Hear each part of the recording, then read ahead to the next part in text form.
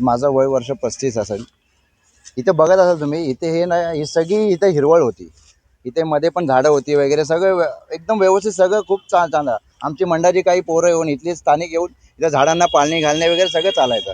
या परवा होळीच्या दिवशी यांनी काय अचानक हा प्रकार घडवला, यांच्या मागे यांचं काय इंटिमेशन आहे, काय करणार आहेत, काय याचे आम्हाला सांगितलं पण नाही। त्या दिवशी आम्ही विचारलं, आल्या आल्या डायरेक्ट यांनी पळ घेतला आणि त्यांची माणसांनी 4-5 नावं घेतली आणि ते पळून गेले। त्यांना पण आम्ही विचारलं, बाबा काय करताय, तर निघून गेले।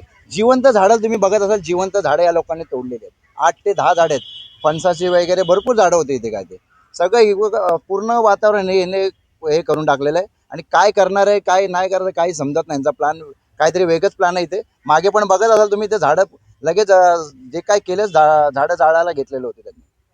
ते काय एवढंच आमची मागणी आहे सगळ्यांकडनं, यांच्यावर जो काय आहे तो गुन्हा झाला पाहिजे। राजेशदादा आमचे नगरसेवक जसं बोललं, पण फक्त गुन्हा नाही झाला पाहिजे, त्याचा पाठपुरावा योग्य ती कारवाई करून घ्या, एवढीच विनंती आहे प्रशासनाला। स्थानिक नागरिकांनी नुरीबाबा दर्गा ट्रस्ट याचा एकोपा, सामाजिक एकोपा नेहमी जपला जातो। नेमका असा काय बाबांवर आमची श्रद्धा, आमच्या पूर्वजांपासून बाबांवर श्रद्धा आहे। आमचं पण राहणार, आमच्या पुढच्या पिढीची पण राहणार। आम्हाला बाबांवर श्रद्धा आणि नुरीबाबा दर्गा ट्रस्टवर कोणाचा काही विषय नाहीये। ही जी मी 3-4 नावं घेतली, 4-5 नावं जी घेतली, ह्यांनीच हा विषय घेतलेला आहे। शफिक नुरी, आतिक नुरी, रफिक नुरी हे 3 भाऊ आहेत आणि त्यांची 2 मुलं।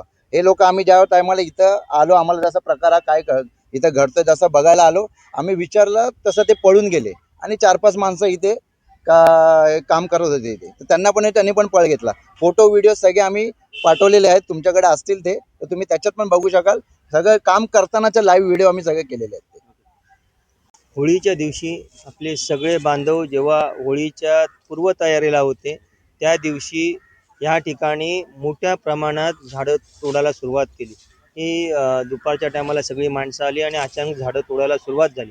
तर आजूबाजूच्या स्थानिक माणसांना समजलं, त्यांनी जेव्हा त्याला विरोध करायला सुरुवात केली, जेव्हा आतमध्ये आले, त्यानंतर ही थांबली। ही खरं तर त्यांचा ही संपूर्ण झाडं जमीनदोस्त करायचा त्यांचा विचार होता आणि त्या दृष्टीने 10-15-20 माणसं मोठ्या प्रमाणात सगळं घेऊन ते आले होते।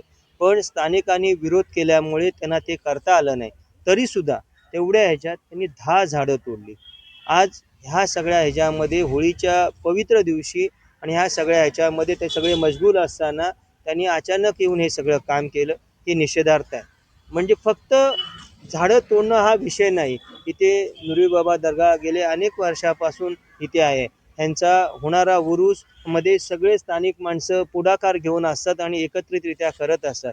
ह्यामागे हे झाडं तोडण्यामागे नेमकं कारण काय होतं, की अचानक त्यांना झाडं तोडाविषयी का वाटली? आम्हाला सगळ्यांना स्थानिक माणसांना असा संशय आहे की ह्या जागेचा वापर त्यांना काहीतरी वेगळ्या विषयासाठी करायचा आहे, वेगळ्या विषयासाठी काहीतरी वेगळ्या पद्धतीनं त्यांना हा वापर करायचा आहे। त्यासाठी आत्तापर्यंत या भागात कधीच धार्मिक तेढ निर्माण होईल असे प्रयत्न झाले नाहीत। पण हे 3 माणसं, आतिक नुरी, शफिक नुरी आणि रफिक त्यांची नुरी 2 मुलं आणि ही त्यांची 2 ही फॅमिली इथे तणावपूर्ण वातावरण कसं निर्माण होईल यासाठी सतत प्रयत्न करत असते कुठल्याही वेळी। आणि आत्तासुद्धा ह्या सगळ्या ह्याच्यामध्ये सगळा वापर त्याच पद्धतीने केलेला दिसतोय।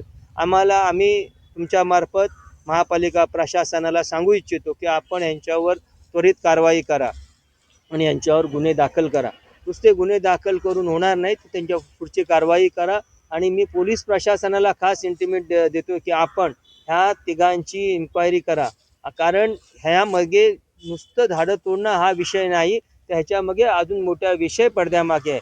आता जी कायदा आणि सुव्यवस्था व्यवस्थित चाललेली आहे, ह्यांच्या वागण्यामुळे, ह्यांच्या वर्तणुकीमुळे कायदा आणि सुव्यवस्था बिघडेल अशी परिस्थिती निर्माण व्हायला नको। मी पोलीस प्रशासनाला परत विनंती करतो की आपण ह्या सगळ्यांची सखोल चौकशी करा।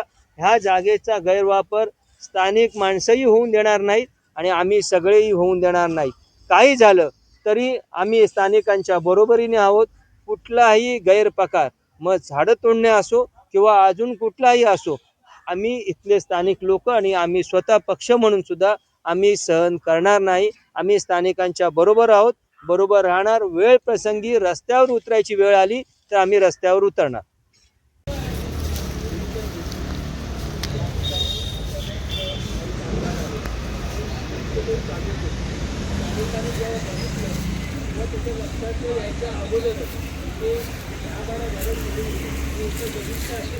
कोणतीही परवानगी जी आहे ती ह्या ठिकाणी जी आहे ती सोडण्यात आलेली आहे.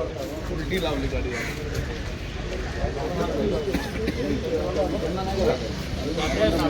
त्या ठिकाणी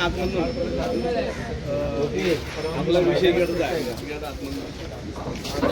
हा उघडला उघडला चल उघडला मी उघडला तर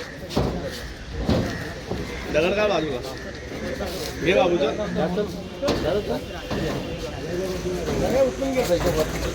सगळी झाडं लाईनीत तोडली ती बघ.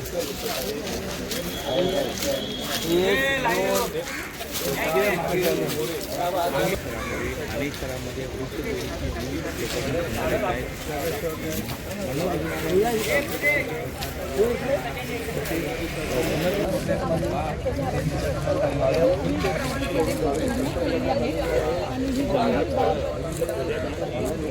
करण्यात आलेली आहे आणि आता सुद्धा शिवसेनेचे स्थानिक नगरसेवक आहेत. राज्याची दखल जी आहे ती स्थानिक नगरसेवक राजेश मोरे यांनी पाहायला मिळतंय झालेला पाहायला मिळतोय. त्यामुळेच आता ह्यावर ठाणे महानगरपालिका प्रशासन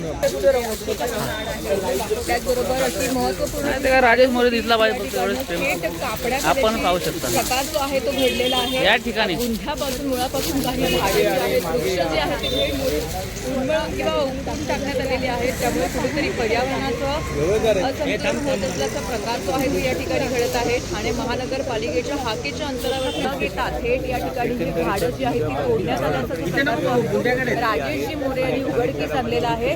खरं तर पर्यावरणाचं संवर्धन करण्याकरिता अनेकदा ठाणे महानगरपालिकेच्या वतीने नेहमीच झाडांचं संवर्धन करण्याबाबत जनजागृती करण्यात येते. मात्र प्रत्यक्षात याच्याबाबत